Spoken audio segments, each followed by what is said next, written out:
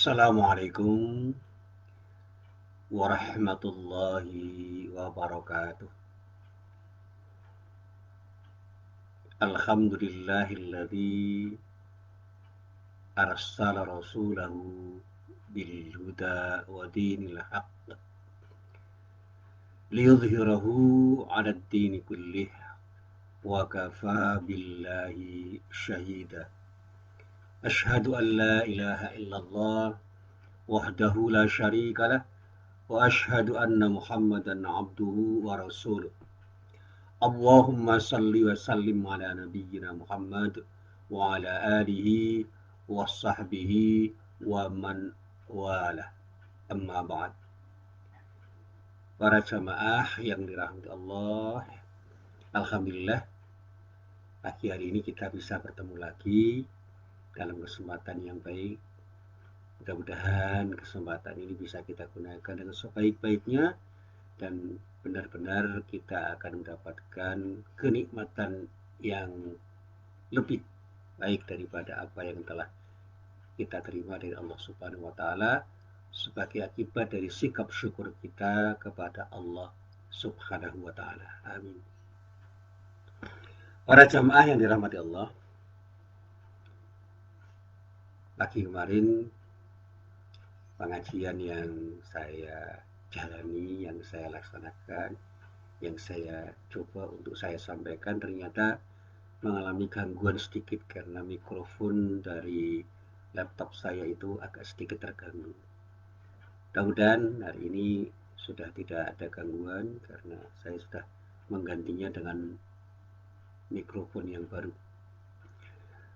Para jamaah yang dirahmati Allah, beberapa hari yang lalu saya mendapatkan pertanyaan tentang persoalan kurban. Ya, bukan persoalan hukum kurban, karena persoalan hukum kurban itu clear. Ada sejumlah ulama yang mengatakan hukum berkorban di hari raya Idul Adha itu wajib. Ada yang mengatakan sunnah muakkadah. Dan ternyata ketika saya pelajari memang sebagian besar ulama mengatakan hukum dari berkorban itu adalah sunnah muakkadah.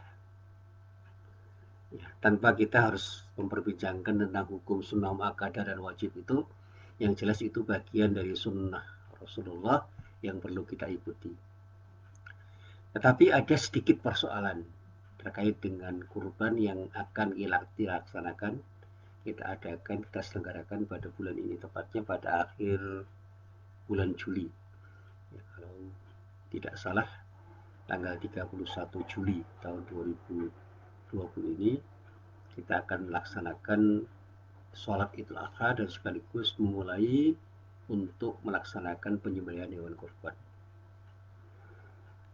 Kenapa ada pertanyaan? Karena saat ini bersamaan dengan pandemi, ada wabah yang namanya wabah corona, wabah virus corona yang dikenal dengan COVID-19 atau COVID-19, coronavirus disease 19, yang kata orang, saya juga tidak begitu paham. Virus ini sangat membahayakan dan dampak dari pandemi ini sudah sedemikian rupa dialami oleh sebagian besar umat manusia, utamanya dampak yang terkait dengan persoalan ekonomi. Banyak orang yang disebut sekarang ini sebagai OMB, orang miskin baru, yang sangat membutuhkan uluran tangan atau bantuan orang lain. Nah, sementara banyak orang yang sekarang ini sedang ingin melaksanakan ibadah kurban di bulan Juli, tepatnya tanggal 31 Juli tahun 2020 yang akan datang. Nah, pertanyaan umumnya begini, apakah boleh Pak Muslim ibadah kurban yang akan kita laksanakan pada akhir bulan Juli ini kita alihkan untuk membantu orang-orang miskin yang memang sangat memerlukan? Sekali lagi, apakah ibadah kurban yang itu menjadi bagian dari sunnah Rasulullah SAW yang juga perlu kita ikuti, itu kita alihkan uang yang seharusnya kita berikan untuk membeli hewan kurban itu untuk membantu fakir miskin yang memerlukan. Nah, saya sampaikan dengan bahasa sederhana, kalau kita itu bicara tentang sunnah, ya sebaiknya semua sunnah Rasulullah itu kita ikuti, kita lakukan, kita kerjakan. Tetapi seringkali dalam situasi tertentu, di tempat tertentu, kita harus memilih dengan skala prioritas yang mungkin pada saatnya. Kita harus memilih salah satu dari beberapa hal yang pada saat yang sama harus kita laksanakan. Saya bertanya kepada para jamaah saya, pada tanggal 31 Juli dan seterusnya, pada hari tasyrik tanggal 1, 2, 3 Juli itu, apakah kita benar-benar tidak bisa berkorban? Yang pertama, karena harus ada tindakan lain yang harus kita kerjakan untuk membantu fakir miskin yang kekurangan. Pertanyaan selanjutnya, apakah dengan tidak berkorban dan membantu fakir miskin yang kekurangan itu menyelesaikan masalah, atau dibalik? Apakah ketika kita membantu fakir miskin pada tanggal itu dengan tidak berkorban itu berarti kita sudah menyelesaikan semuanya? Karena memang kita harus memilih. Ada yang menjawab begini, insya Allah saya pasti bisa membantu sampai kapanpun saya itu harus membantu, karena masih ada sisa-sisa uang yang bisa saya berikan kepada mereka tanpa harus meninggalkan ibadah korban. Nah, kalau jawabnya seperti ini, saya katakan berkorbanlah dan membantu fakir miskin itu sebaiknya juga kita lakukan. Itu bagian dari sedekah kita yang memang nilainya baik. Tapi kalau kita harus memilih, kita hanya punya uang 3 jutaan untuk membeli hewan kurban, baik hewan kurban dalam arti kambing atau iuran untuk membeli seekor sapi. Sementara dengan membantu itu kita tidak akan bisa membantu orang lain yang memerlukan. Bagaimana hukumnya? Jawabnya sederhana. Ketika kita tidak membantu mereka fakir miskin yang memerlukan pada hari itu, dan kita memilih untuk berkorban, sementara masih ada orang lain yang mampu untuk membantu fakir miskin yang memerlukan, dengan bantuan itu, dengan bantuan yang seperti itu, fakir miskin sudah terbantu pada saat itu, dan bahkan pada saat kita berkorban, kita juga bisa berbagi daging kurban kepada fakir miskin yang memerlukan. Alangkah baiknya kita tetap berkorban, sementara orang lain membantu mereka yang memang memerlukan bantuan-bantuan lain di samping bantuan dalam bentuk daging hewan korban.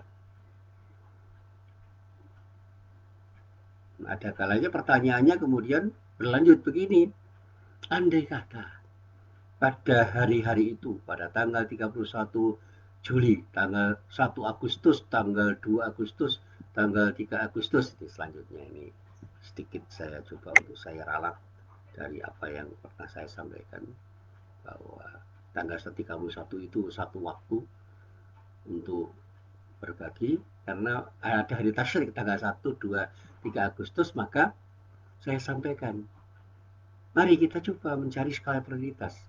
Kalau dengan kurban kita bersama-sama dengan umat Islam yang menyembelih hewan kurban itu, ada sejumlah fakir miskin yang tidak bisa makan, tidak bisa terbantu kebutuhan pokoknya pada hari itu untuk mencukupi kehidupan sehari-hari, maka boleh jadi sebagian hewan kurban yang kita korbankan untuk hari itu kita tasarufkan, kita ganti untuk memberi bantuan kepada mereka, sehingga tidak perlu semua orang berkorban.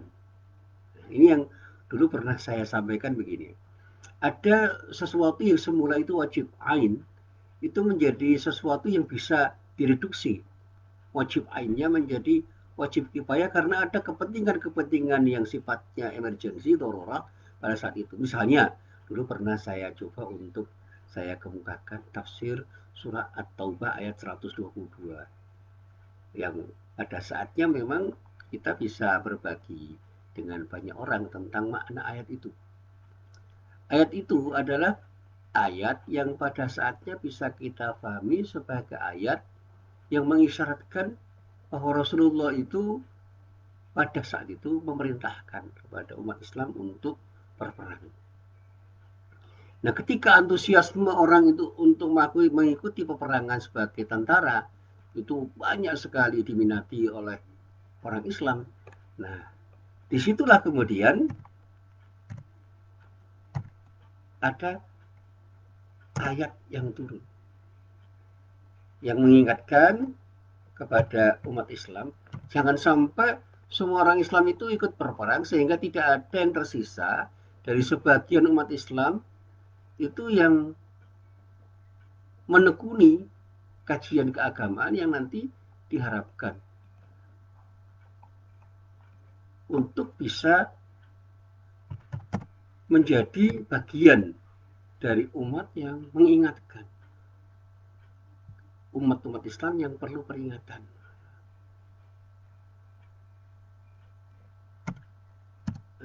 Ini yang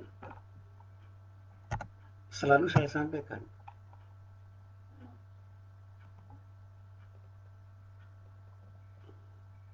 Saya sampaikan, harus ada.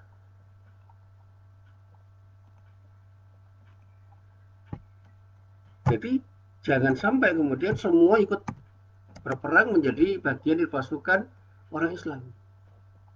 Ya. Di dalam ayat itu dikatakan, A'udzubillahi minasyaitonirrajim. Wa ma kana al-mu'minuna liyanfiru kaffah. Falaula nafaru min kulli firqatin minhum ta'ifatul liyatafaqahu fid din waliyudhiru qaumahum idza raja'u ilaihim la'allahum yahdharun. Yang kata para ulama tafsir, ayat ini mengingatkan kepada orang-orang Islam pada waktu itu agar tidak semua menjadi pasukan perang. Harus ada sebagian orang yang peduli untuk belajar agama, untuk bisa menjadi faqih fiddin. Orang-orang yang betul-betul memahami agama yang pada saatnya berperan untuk melakukan tindakan pembinaan terhadap umat Islam yang memang memerlukan pembinaan di ketika mereka itu sudah kembali berkumpul menjadi sekumpulan orang-orang yang beriman yang berinteraksi satu sama lain, utamanya di masa damai. Padahal di masa perang pun tetap diperlukan ulama-ulama yang mengingatkan orang-orang Islam agar mereka berjalan di jalan yang benar. Nah, kalau itu kemudian kita kaitkan dengan apa yang kita kaji pada hari ini, maka tidak harus semuanya orang Islam itu tidak berkorban, sehingga ibadah korban tidak terselenggara karena keinginan mereka untuk membantu orang-orang miskin yang memerlukan. Kalau masih ada kemungkinan di antara mereka yang bisa berkorban dengan tetap terselenggaranya bantuan untuk orang-orang miskin atau fakir miskin pada saat pandemi ini, maka ya dipilah sebagian dari orang-orang Islam itu berkorban dan sebagian yang lain membantu mereka yang memang memerlukan. Dan ini yang saya sampaikan. Kalau memang kondisinya sudah seperti ini, tapi kalau kondisinya itu masih memungkinkan orang Islam untuk berkorban dan juga sekaligus membantu fakir miskin ketika mereka itu memerlukan bantuan-bantuan di saat pandemi seperti ini, ya ibadah korban tetap jalan, bantuan juga tetap jalan, dua-duanya berjalan seiring sejalan. Dan alhamdulillah saya katakan kepada para jamaah saya di sebuah pengajian online, di kampung saya insya Allah berjalan semuanya.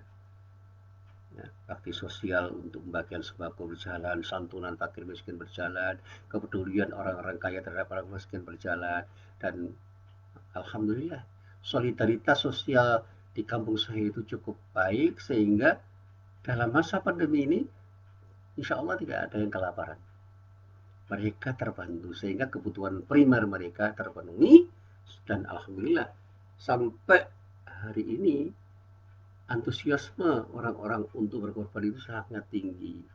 Dan insya Allah kalaupun berkurang tidak terlalu banyak kurangnya, karena memang sebagian orang yang tahun kemarin berkorban pada saat ini tidak memiliki kecukupan uang untuk berkorban sehingga menunda untuk tidak berkorban pada tahun ini dan insya Allah akan berkorban di tahun yang akan datang. Nah, tidak ada masalah sebenarnya. Sehingga perintah Allah yang ada di dalam surat Al-Kautsar, "Fasholli lirabbika wanhar", ini menjadi sesuatu yang bisa kita kerjakan karena itu merupakan bagian dari sunnah Rasulullah Nabi Muhammad SAW yang mengikuti sunnah Nabi Ibrahim alaihissalam. Kurban itu merupakan ibadah yang diperintahkan oleh Allah dan Rasulnya. Baik kalau kita kaji Al-Quran maupun hadis sama-sama ada perintahnya. Dan perintah kurban di dalam Al-Quran itu terdapat di dalam beberapa surat atau beberapa ayat. Yang utamanya ada di dalam surat Al-Kautsar ayat 2. Dan nanti bisa kita lacak misalnya di dalam surat Al-Hajj ayat 34 sampai ayat 37, serta surat As-Saffat ayat 102 sampai ayat 107, ditambah lagi dengan penjelasan-penjelasan dari Nabi Muhammad SAW dalam berbagai sabdanya. Sehingga kalau kita kaji hadis itu melengkapi apa yang ada di dalam Al-Quran. Nah, para jamaah yang dirahmati Allah, kalau kita kaji surat Al-Kautsar ayat 2, Al-Hajj ayat 34 sampai ayat 37, serta surat As-Saffat ayat 102 sampai ayat 107, kita mendapatkan berbagai macam pelajaran penting. Ya, bahkan pada saatnya kita akan bisa menggali lebih dalam apa yang menjadi pesan moral dari ayat-ayat itu. Di dalam kitab tafsir yang saya baca misalnya, dengan unta atau binatang ternak lainnya yang kita jadikan sebagai sarana untuk beribadah. Pada saatnya kita bisa melakukan kegiatan ibadah kurban dengan binatang itu, kita berarti telah melaksanakan perintah Allah dan juga melaksanakan syiar dalam rangka untuk mendakwahkan Islam itu kepada umat. Umat di sini itu umum. Dan bahkan kita akan bisa menjalin komunikasi antara yang kaya dan yang miskin dalam kegiatan kurban ini. Nah, inilah yang selalu saya sampaikan dalam beberapa kesempatan terhadap orang yang mampu. Cobalah pahami hadis Nabi yang menyatakan begini, "Man wajada sa'atan falam yudahi fala yaqrabanna musallana." Sebuah hadis yang diriwayatkan oleh Imam Ahmad dan Imam Ibnu Majah dari sahabat Abu Hurairah. Ini menyatakan siapapun yang memiliki keluasan rezeki atau mampu untuk berkorban, tetapi ia tidak mau berkorban, maka janganlah ia mendekati tempat kami melaksanakan sholat. Ini peringatan yang keras dari Rasulullah. Itu bisa kita baca dalam kitab Ustadz Ahmad bin Hambal pada juz 1 halaman 321. Hadisnya hadis nomor 8256. Dan juga dalam kitab Sunan Ibnu Majah pada juz 4 halaman 302, hadisnya hadis nomor 3123. Semua berasal dari sahabat Abu Hurairah radhiyallahu anhu. Nah, hadis ini kalau kita kaji lebih dalam memberikan pelajaran kepada diri kita bahwa anjuran berkurban itu merupakan salah satu ibadah yang sangat dianjurkan oleh Nabi Muhammad SAW, sampai-sampai beliau tidak memulihkan orang yang mampu tetapi tidak mau berkorban untuk mengikuti sholat berjamaah bersama beliau. Nah, larangan ini terkait dengan larangan yang sifatnya bukan haram tetapi tidak pantas. Artinya apa? Tidak sepatutnya orang yang mampu berkorban itu tidak berkorban. Sehingga orang mengatakan ini bagian dari sesuatu yang kalau kita hukumi adalah makruh. Makruh, tidak pantas, tidak sepatutnya, tidak selayaknya. Orang yang mampu itu tidak berkorban. Kalau tidak berkorban padahal dia mampu, gak ada gunanya Anda itu melaksanakan sholat bersama Rasulullah. Pada saat itu, kira-kira peringatannya itu peringatan keras dari Rasulullah untuk menyadarkan pada umat Islam bahwa kegiatan atau ibadah kurban ini adalah sesuatu yang sangat penting untuk dikerjakan bagi orang yang mampu. Sehingga kalau kita memang mampu untuk berkorban dan tidak berkorban, itu adalah tindakan yang menurut hadis ini adalah tindakan yang tidak pantas untuk kita lakukan. Orang wangun kata orang Jawa. Jadi kalau kita itu punya kemampuan untuk berkorban, kok tidak berkorban, itu aneh. Padahal kita selalu sholat, akan sholat berjamaah di masjid. Wah, rajin sholatnya luar biasa. Tetapi sekali kita diperintah untuk berkorban, kok tidak mau, tidak melaksanakan, enggan melaksanakannya. Itu tidak pantas, tidak patut. Tidak selayaknya kita bersikap seperti itu. Kalau kita memang sudah melaksanakan sholat dengan baik, mestinya sholat kita yang kita laksanakan itu harus menemukan keinginan kita untuk melaksanakan ibadah kurban. Maka sebagian ulama berpendapat kurban itu hampir sama nilainya dengan sholat berjamaah. Hukumnya memang tidak wajib, tetapi sangat dianjurkan dan dalam bahasa fikih disebut sunnah muakkadah. Dan kalau dilaksanakan akan mendapatkan pahala yang sangat besar. Karena sholat berjamaah dan ibadah kurban itu keduanya itu bisa berfungsi untuk mempererat ukhuwah di antara umat Islam. Itu salah satu penjelasan dari para ulama. Meskipun itu bukan sesuatu yang dijelaskan oleh Rasulullah, tetapi pemahaman ulama terhadap ibadah kurban itu mirip dengan ketika mereka memahami sholat berjamaah. Ada nilai yang kemudian bisa kita lihat dalam sholat berjamaah itu yang mirip dengan ibadah kurban. Ada nilai ukhuwah yang bisa terbangun. Saya juga bisa melihat dalam pelaksanaan ibadah kurban di kampung saya, antusiasme masyarakat itu datang berbondong-bondong melaksanakan ibadah kurban itu luar biasa. Mereka itu bau-membau untuk melaksanakan ibadah kurban itu tanpa minta dibayar, tanpa ada orang yang meminta fasilitas apapun. Mereka akan sangat antusias itu melakukan tindakan dalam rangka untuk membantu terlaksananya ibadah kurban itu dengan baik. Bahkan sampai selesai pun mereka dengan ceria melaksanakan kegiatan ibadah kurban itu bersama-sama di kampung saya. Kecuali para jaga sapi yang memang tidak semua orang bisa melaksanakannya, itu kita bayar dengan bayaran sebagai orang yang profesional mengerjakan penyembelihan hewan kurban, utamanya sapi. Kalau kambing tidak ada yang kita bayar. Jadi orang yang dalam bahasa Jawa ngeleti wedus atau mau menyembelih kambing sampai kemudian membaginya, itu tidak ada satupun yang kita bayar. Yang kita bayar itu hanya jaga sapinya. Memang kemudian di antara sekian banyak orang yang membantu itu kita beri fasilitas-fasilitas khusus untuk menghargai mereka. Kita jamu mereka dengan jamuan makan, jamuan minum, dan bahkan kita beri ucapan terima kasih dengan cara yang tepat.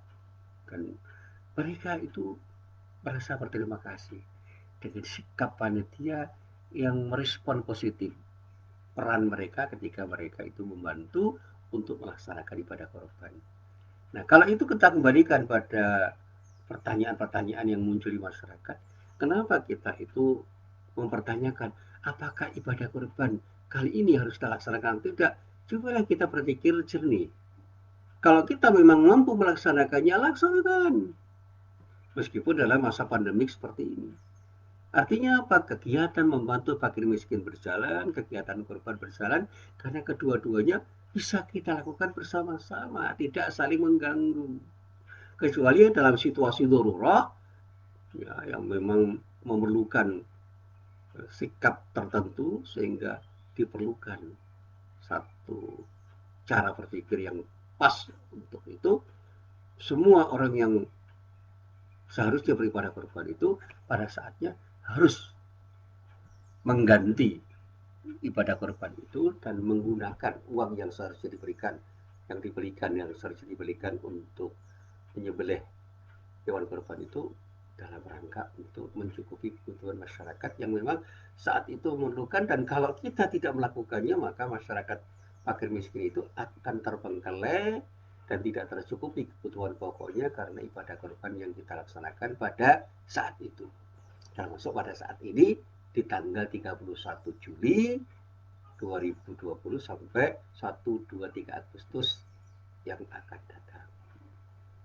Mari kita coba untuk berpikir secara cerdas. Sehingga kalau ada fatwa-fatwa ulama tentang masalah korban yang bisa pada saatnya dialihkan untuk membantu fakir miskin, ya itu satu pendapat yang harus kita apresiasi.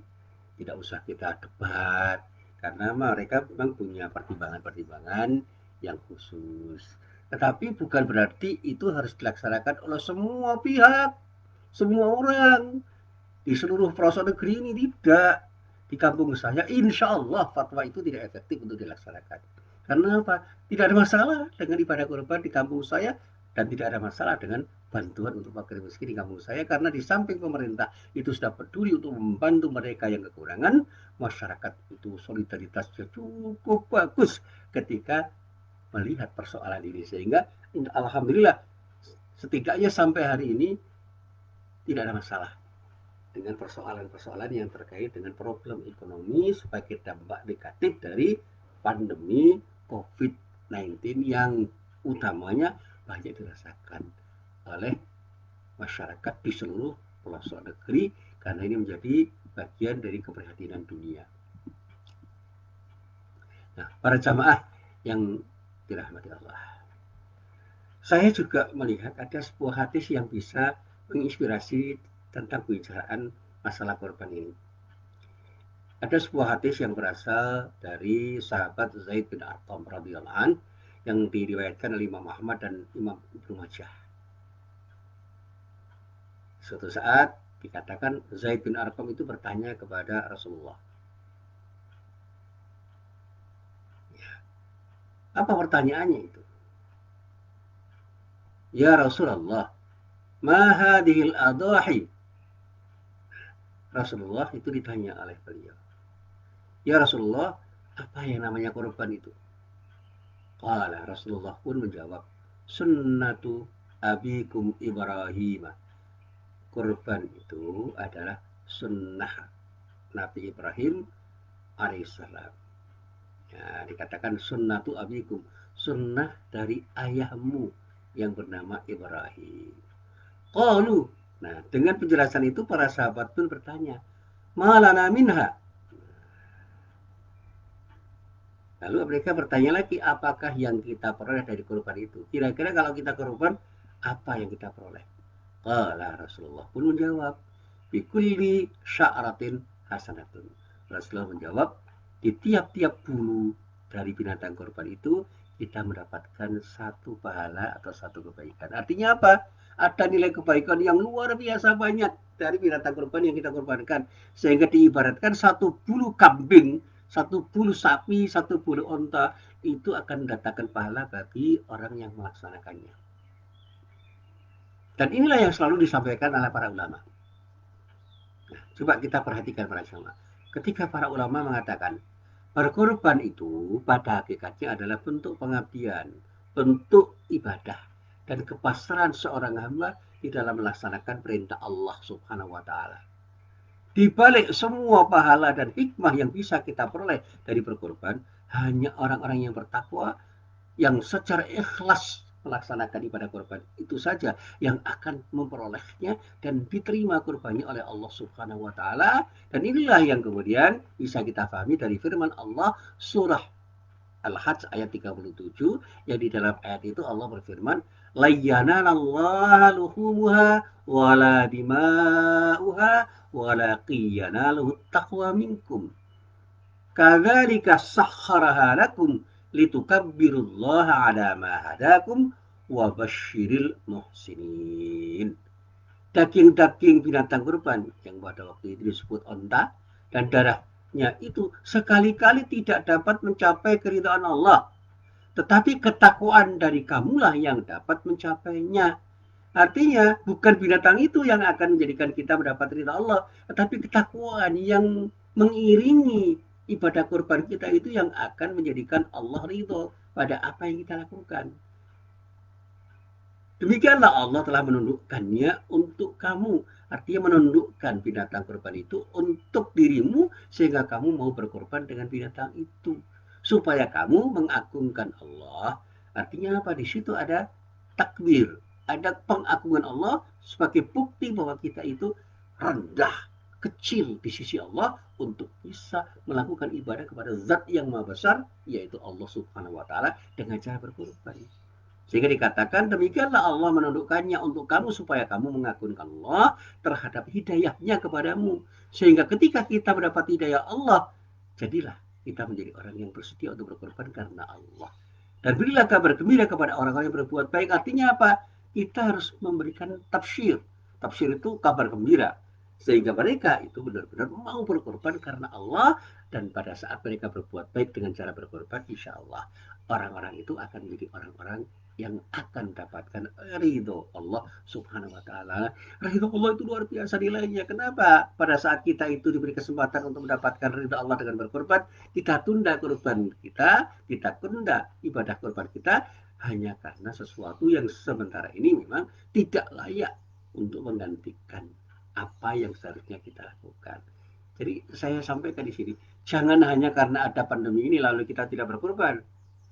Meskipun kemudian pada saat tertentu bisa jadi kita itu melakukan tindakan untuk tidak berkorban sementara waktu karena ada kepentingan yang mendesak yang lebih penting daripada kegiatan ibadah korban yang kita laksanakan. Tetapi saya melihat di kampung saya sebagai sebuah kasus belum saatnya kita tinggalkan ibadah korban hanya karena pandemi yang seperti ini.